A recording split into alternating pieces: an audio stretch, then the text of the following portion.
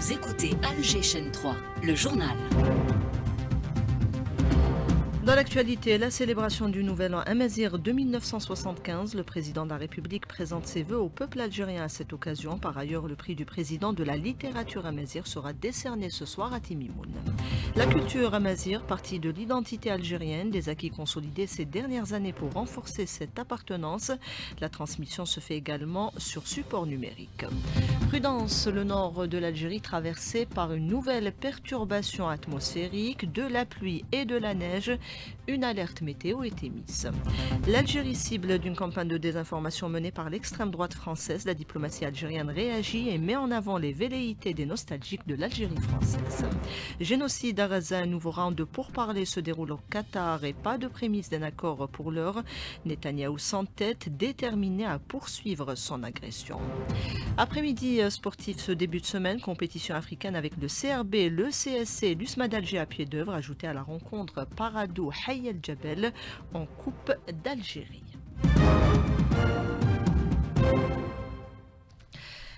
Madame, Monsieur, bonjour. Premier jour de l'an agraire de 1975, le président de la République, Abdelmadjid Tebboune, a présenté hier ses vœux au peuple algérien à l'occasion du Nouvel An Amazigh, souhaitant santé et bien-être à l'ensemble des Algériennes et des Algériens à l'intérieur du pays et à l'étranger. Les festivités officielles de Yennayer se déroulent cette année à Timimoun, qui abritera ce soir également la cérémonie de remise du prix du président de la République de la littérature et de la langue amazigh. Une convention a d'ailleurs été signée entre l'OMDA et le HCA pour protéger notamment les œuvres littéraires. Sil Hashmi Assad, secrétaire général du Haut Commissariat à la Mazérité, au micro de Salim Brahimi. Réglementer les choses parce qu'on est sur aussi cet engagement d'accompagner les auteurs, les artistes, tous ceux qui bénéficient aussi du soutien de l'institution. Nous sommes aussi éditeurs, nous sommes sur aussi ce dispositif qui est le prix du président de la République. Il est important de réglementer la relation par une convention, vérifier la paternité des œuvres. Et de nombreux acquis ont été réalisés, inscrits dans la Constitution. Des efforts sont en même temps consentis pour préserver cette culture, ce legs, un patrimoine qui passe au digital pour notamment faciliter la transmission et l'apprentissage. Samir Alloun. Des aspects d'apprentissage théorique, dans certains cas pratiques également, ce qui concerne les outils numériques pédagogiques, à commencer par des applications mobiles développées par le Haut Commissariat à la Mazérité, qui proposent des leçons et exercices sur la grammaire, sur le vocabulaire et autres pour une meilleure assimilation de la langue amazigh, notamment pour les plus jeunes, passionnés par les nouvelles technologies. Des applications éducatives qui nécessitent tout de même des mises à jour techniques pour rester au diapason du contenu pédagogique proposé, tout en actualisant les approches qui favorise un apprentissage numérique en continu. Fawzi Ramli, cofondateur de BNF Company, spécialisé dans les technologies de l'éducation. L'apprentissage des langues a connu une véritable révolution grâce à l'essor du numérique. Les plateformes d'apprentissage en ligne, les applications interactives, les outils d'intelligence artificielle ont transformé la manière d'acquérir de nouvelles compétences linguistiques. Ces outils modernes rendent l'apprentissage plus attractif pour les jeunes générations. Grâce à des interfaces ludiques, des quiz interactifs, ils permettent également une plus grande aisance dans la pratique des langues. Avec des exercices de prononciation, cette immersion virtuelle offre une expérience d'apprentissage adaptée à l'ère digitale. Un apprentissage des langues plus immersif, aidé par les nouvelles technologies et concepts comme la ludification, plus flexible que les méthodes d'apprentissage traditionnelles, qui pourraient aider à une assimilation plus facile de la langue amazigh, notamment auprès de la nouvelle génération. Le général d'armée et ministre délégué auprès du ministre de la Défense nationale a présidé hier la cérémonie d'installation du général-major Tahar Ayed dans les fonctions du nouveau commandant de la garde républicaine par intérim en remplacement du général d'armée Ben Ali. Le chef d'état-major de l'ANP, Saïd Chengriha, n'a pas manqué de souligner l'impératif de faire face aux dangers qui menacent notre espace régional.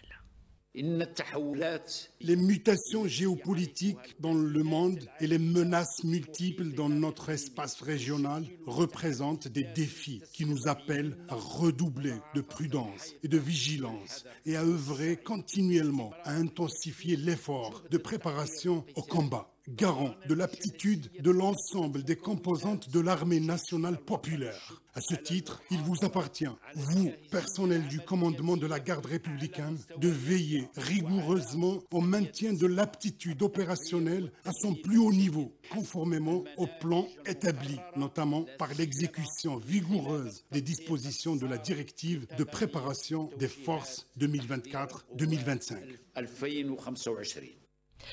L'extrême droite française récidive, jusqu'où ira-t-elle dans ses invectives? La diplomatie algérienne réagit à la campagne menée actuellement contre l'Algérie, indique dans un communiqué le ministère des Affaires étrangères, assurant qu'Alger n'était pas engagé dans une logique d'escalade. La dernière sortie de cette partie haineuse instrumentalise l'affaire de l'expulsion arbitraire et abusive d'un ressortissant algérien de France vers l'Algérie. Hanan Seif. La tentative d'expulsion, non conforme d'ailleurs aux accords bilatéraux de 1974 d'un ressortissant pourtant établi et intégré socialement en France et depuis des décennies, met à nu la campagne revancharde et haineuse menée par l'extrême droite française, à laquelle se sont associés ces héros patentés au sein du gouvernement français, tous entrepris dans une campagne de mystification contre l'Algérie à travers notamment les relais d'information français acquis aux nostalgiques de l'Algérie française. La communauté algérienne dénonce une montée en puissance des invectives contre les Algériens et l'Algérie. C'est ce que nous dit Nasser Khabat, président du mouvement dynamique des Algériens en France. La communauté nationale des Algériens vivant en France, représentant entre 5 et 6 millions de personnes aujourd'hui, est exaspérée de cette situation qui dure déjà depuis plusieurs mois. Je vous rappelle que la situation monte en puissance avec pour support des médias lourds tels que les chaînes en continu, pour pas la nommer CNews, et notamment des journaux connus pour leur tendance d'extrême droite. Et depuis plusieurs mois, nous voyons une montée en puissance de ces invectives, de ces attaques contre la souveraineté algérienne, contre l'État algérien et contre le peuple algérien. Et je crois qu'aujourd'hui, la déclaration d'Emmanuel Macron et notamment le comportement suicidaire de son ministre de l'Intérieur révèle une chose précise. Il révèle tout simplement que nous sommes face à une politique suicidaire et surtout une diplomatie sans voix et sans issue. Je crois qu'aujourd'hui, l'Algérie a bien fait de rappeler à travers son communiqué du ministre des Affaires étrangères qu'elle restait dans son plein droit et qu'elle respectait le droit absolument dans tous les cas de figure. Et que celui-ci n'avait pas été respecté en l'occurrence pour la tentative grossière de l'expulsion arbitraire et unilatérale surtout de notre cher influenceur. Dans son communiqué d'ailleurs, le ministère des Affaires étrangères relève que dans la mesure où l'ordre d'expulsion avait été mené à son terme, un ordre qui déroge aux accords bilatéraux de 1974, faut-il le rappeler, le ressortissant aurait été empêché de défendre ses droits. Néanmoins, l'extrême droite et ses représentants croient avoir trouvé un exutoire à leur frustration, relève Abdelkader Nemili, binational, président du réseau solidaire citoyen Algérie.com. Ces déclarations arrogantes, menaçantes, dénigrantes déshonorent l'État et le gouvernement français. Le gouvernement français essaye d'utiliser le dossier des influenceurs comme moyen de pression sur la communauté algérienne et le gouvernement algérien en même temps. D'ailleurs, concernant le dossier de Ami Boualem, les autorités politiques ont ordonné le ministre de l'Intérieur de l'expulser avant qu'il soit innocenté. Parce qu'une fois innocenté, ils auront des réponses à donner à l'opinion publique locale française. Du coup, ils ont anticipé. Ce qui a oublié Macron en faisant ce genre de déclaration, c'est que la communauté algérienne en France représente un certain pourcentage de l'assiette électorale. Macron, il sait que le début de la fin du franc CFA en Afrique a commencé. Du coup, la France va perdre un certain pourcentage de ressources financières de ses anciennes colonies, voire ses colonies économiques. L'Algérie nouvelle, l'Algérie d'aujourd'hui, c'est une puissance militaire dans le nord de l'Afrique, c'est une puissance économique, c'est un pays émergent. L'Algérie doit être respectée. D'ailleurs, le ministère des Affaires étrangères affirme dans son communiqué que, contrairement à ce que prétendent l'extrême droite française, ses porte-voix et ses relais, l'Algérie n'est d'aucune façon engagée dans une logique d'escalade, de surenchère ou d'humiliation. C'est bel et bien l'extrême droite et ses représentants qui veulent imposer à la relation algéro-française leur vue faite de velléité, d'intimidation, de menaces et d'un bras de fer dont ils parlent sans retenue et sans nuance. La classe politique qui s'élève contre cette nouvelle attaque contre l'Algérie souveraine dans ses décisions ne se laissera pas manipuler, ne cédera pas au chantage, affirme la présidente du parti TEJ. Le premier secrétaire du FFS a mis en avant l'emprise de l'extrême droite française qui viole tous les principes diplomatiques, alors que le président du mouvement Albina a souligné que l'Algérie, forte de son front interne, saura imposer le respect qui lui est due. Fidèle à ses principes de solidarité, l'Algérie envoie des aides humanitaires au Burkina Faso. 4 avions ont atterri à l'aéroport de Ouagadougou ce matin, à leur bord des produits alimentaires, des médicaments et des tentes, entre autres. L'Angola enregistre 170 cas de choléra, dont 15 décès. Un nouveau bilan communiqué par le ministère angolais de la Santé. L'épidémie s'est étendue à 2 autres municipalités dans la province de la capitale Luanda. Des mesures d'urgence ont été enclenchées alors que l'épidémie de choléra continue de s'aggraver depuis le signalement mardi dernier du premier cas confirmé. Génocide en cours à Gaza, la puissance occupante et le mouvement de résistance palestinien Hamas subissent la pression du président américain sortant Biden et du président élu Trump pour parvenir à un accord avant l'investiture du 20 janvier. Le bureau du Premier ministre israélien a annoncé qu'il avait chargé une délégation de hauts responsables, parmi eux le chef du Mossad, de se joindre aux négociations en cours au Qatar visant à conclure un accord de trêve en échange de la libération des prisonniers de guerre détenus par le Hamas. Y a-t-il des chances de parvenir à une trêve avant l'arrivée de Trump à la Maison-Blanche? Élément de réponse avec le politologue Hicham Lahmissi, il est joint par Rabea Slimani. Peut-être que l'on peut espérer une espèce de trêve qui peut durer 1 ou 2 semaines, mais en tout cas de négociations sérieuses, je n'y crois pas. D'autant plus qu'aujourd'hui, on a constaté une préparation en fait des forces armées israéliennes pour mener une nouvelle offensive importante sur une autre partie de Gaza qui était relativement épargnée durant ces dernières semaines. Nous ne sommes absolument pas dans la voie d'une solution négociée, au mieux peut-être d'une trêve par rapport aux demandes de Donald Trump, sachant que les Américains et la Chambre parlementaire américaine a fait voter une loi spécialement à destination de Benjamin Netanyahou pour le protéger des poursuites de la CPI. L'objectif des Israéliens n'est pas de rechercher la libération des otages. Les otages ne servent que d'excuse à l'international, c'est de faire disparaître le peuple palestinien et de nettoyer entièrement Gaza. L'arrêt de l'agression pourrait signifier la fin de Netanyahou au plan politique, d'où le fait que ce dernier refuse la conclusion d'une trêve. On écoute à ce propos Khalil Abouleila, ancien ministre des Affaires étrangères dans le gouvernement de Raza. Il est contacté par Karima Bennour. Netanyahou retarde des négociations parce qu'il sait qu'il a perdu sur le terrain et devant son peuple. Il n'a pu réaliser aucun de ses objectifs. Il change à chaque fois de conditions liées à l'arrêt de cette guerre. Une guerre qui a terni l'image de l'entité sioniste. En plus, il est accusé de corruption. Il a des mandats d'arrêt internationaux. En fait, cette guerre contre Gaza le protège personnellement. En plus, les événements du 7 octobre vont pousser la législation à former un comité pour enquêter sur ce grand échec et Netanyahou sera la première personne accusée, étant le premier chef de l'entité sioniste. Prudence si vous êtes au volant, 5 personnes sont décédées, plus de 200 autres ont été blessées ces dernières 24 heures selon un bilan de la protection civile. Pensez à lever le pied, d'autant que des alertes météo sont émises pour le centre et l'est du pays, de la pluie et de la neige. Les détails dans le journal, dans le bulletin météo, et un ciel généreux donc pour accueillir le nouvel an agraire, une célébration qui renvoie à une tradition, une revendication identitaire. Ce sont d'abord des valeurs qui se perpétuent, nous dit Fatah Boumahdi dans ce reportage.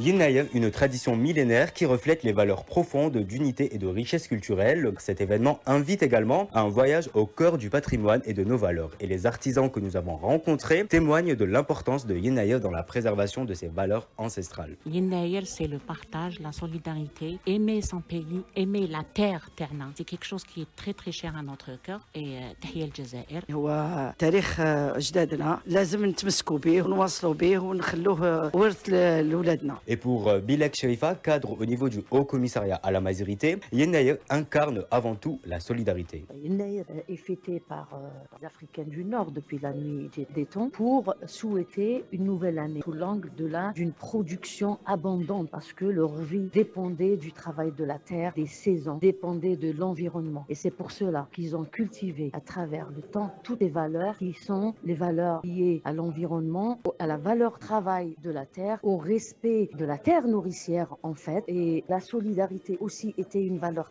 c'était vraiment un grand pilier des festivités de Inaïr. L'occasion de resserrer les liens entre les familles et les communautés autour de repas copieux et de rituels symboliques qui célèbrent la prospérité et l'harmonie, et c'est aussi une affirmation d'une identité vivante. La solidarité est une tradition dans le village Ivehlalen sur les hauteurs de Bouira, une tradition qui s'est exprimée une nouvelle fois à l'occasion de Inaïr. Reportage d'Aris Chachoua.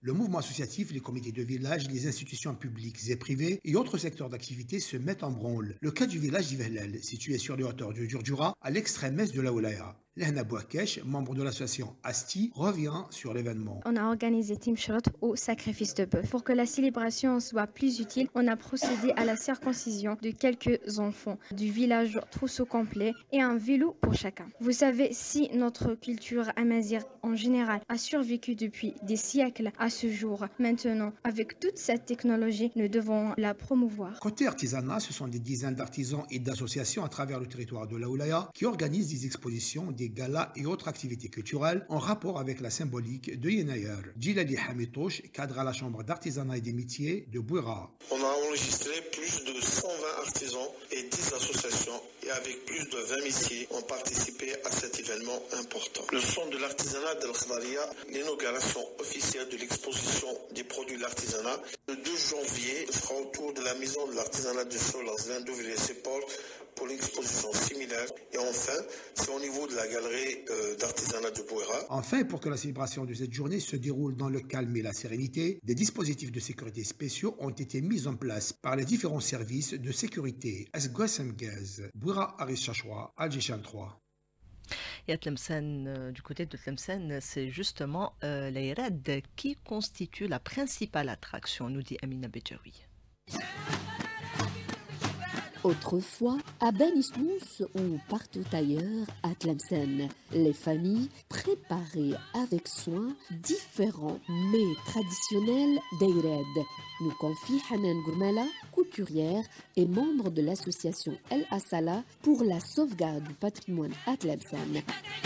Les femmes se réunissaient dès l'aube pour préparer le couscous aux 7 légumes, symbole d'abondance. À l'époque, moi, je me rappelle toute petite que mon arrière-grand-mère adorait cuisiner le harira. Ma grand-mère aimait plutôt le berkoukis. Historiquement et traditionnellement, c'est le harira. En fait, Naïr, de base à Tlemcen, il se fêtait sur 3 jours. Chaque jour avait une signification particulière et riche de sens. Par exemple, le premier jour, c'était Nef'at al-Lahm. Le deuxième jour, c'était Nef'at al-Krmos. Ou le troisième jour, c'était Nef'at Ras al-Am. Le carnaval de Ben Isnous remonte à des siècles. Il symbolise le renouveau, la victoire du printemps sur l'hiver. Les masques et les personnages représentent les forces de la nature. C'est donc des ruelles animées aujourd'hui. Ce 12 janvier, nous croisons Ali Abdoum, homme de théâtre passionné. Il nous raconte. Les jeunes sortent masqués avec des personnages, une fable, une histoire à jouer. Il y a le lion, la lionne, le chaman. À un certain moment, la lionne tombe et enceinte d'un enfant. L'enfant, qui symbolise bien sûr la nouvelle année, la fécondité, l'amjadid. Toute la scène, Amina Bedjaoui pour Al-Jishan.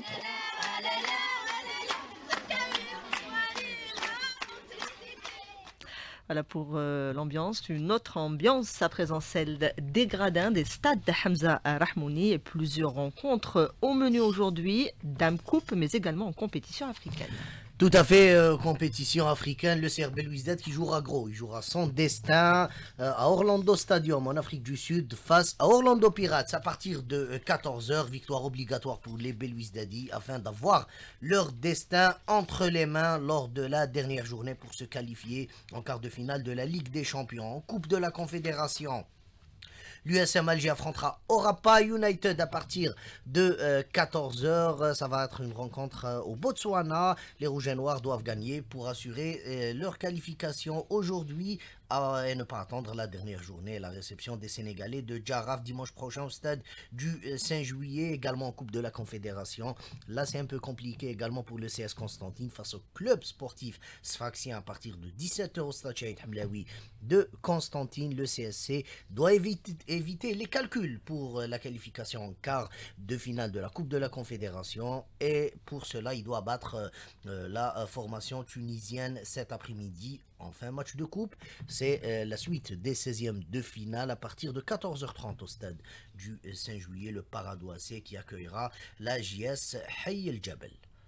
Merci Hamza Rahmouni, merci à toute l'équipe derrière la vitre. Il y avait Ahmed Dadou à la réalisation, Yassine à la console technique, Ikram au streaming, Tahar à la régie d'antenne. Bonne fête à tous, ça se gaz. Et puis nous saluons également Monsieur Bendamesh chez Minou Larbi. Voilà, meilleurs vœux également. Une équipe qui prendra le relais tout à l'heure, mais pour leur place à la météo avec Karima Benour.